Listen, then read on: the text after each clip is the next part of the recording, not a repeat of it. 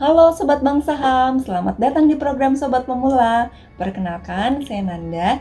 Pada episode sebelumnya, kita sudah pernah membahas mengenai dasar analisa fundamental. Yang akan kita bahas kali ini adalah tentang laporan keuangan. Pertanyaannya adalah, kenapa sih kita perlu menganalisis laporan keuangan? Karena dengan menganalisis laporan keuangan secara historis, kita dapat menentukan saham apa yang akan kita pilih dalam berinvestasi. Tentunya, ketika kita melakukan investasi pada saham, tujuan kita adalah untuk mendapatkan profit. Sehingga penting untuk kita mempelajari bisnis suatu perusahaan, apakah produk tersebut disukai oleh masyarakat atau tidak, dengan cara melakukan analisis laporan keuangan. Jadi, sebenarnya apa sih yang dimaksud dengan laporan keuangan? Laporan keuangan adalah dokumen yang berisikan tentang keuangan dan aset perusahaan lengkap dengan hasil usaha suatu perusahaan dalam jangka waktu tertentu. Laporan keuangan sendiri dibagi menjadi 3 komponen.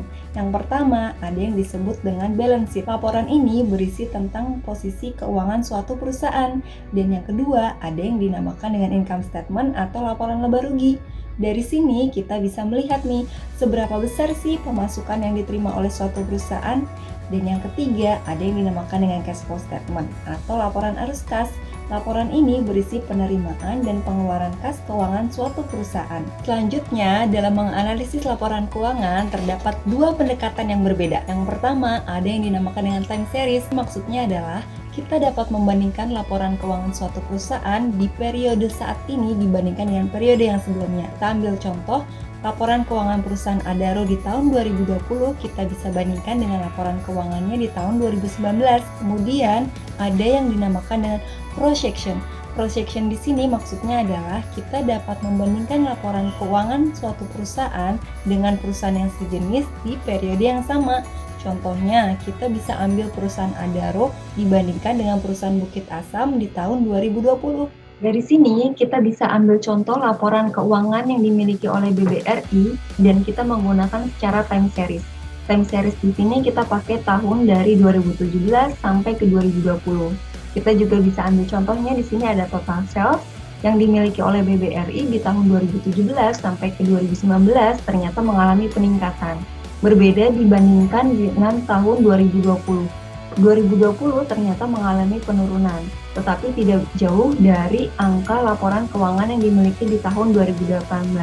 Karena salah satu faktornya terjadinya pandemi COVID-19, sehingga total sales-nya juga mengalami penurunan. Kita juga bisa melihat laporan keuangan berikutnya secara cross-section yang dimiliki oleh perusahaan sejenis, yaitu kita bisa ambil contohnya Telkom, Friend, Isat, dan Excel di tahun yang sama yaitu di tahun 2020.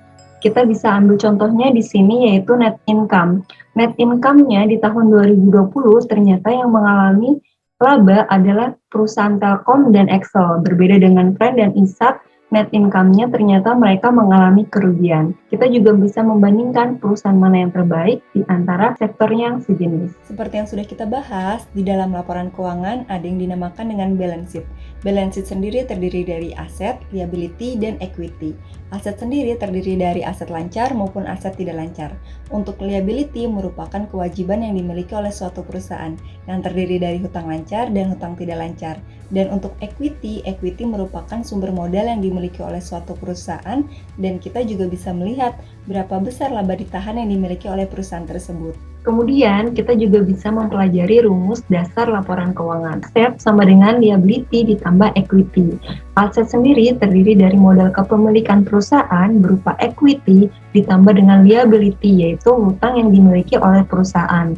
Bentuk aset sendiri bisa berupa kas, kendaraan, tanah, dan lain sebagainya. Kemudian untuk perhitungan modal equity sendiri bisa dilakukan dengan mengkurangkan aset dengan liability. Kita bisa lihat juga di sini tentang financial statement Adaro Energi di tahun 2019.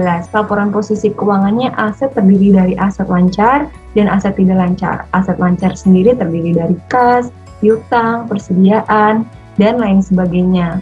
Kemudian untuk liabilitasnya ada liabilitas jangka pendek dan liabilitas jangka panjang.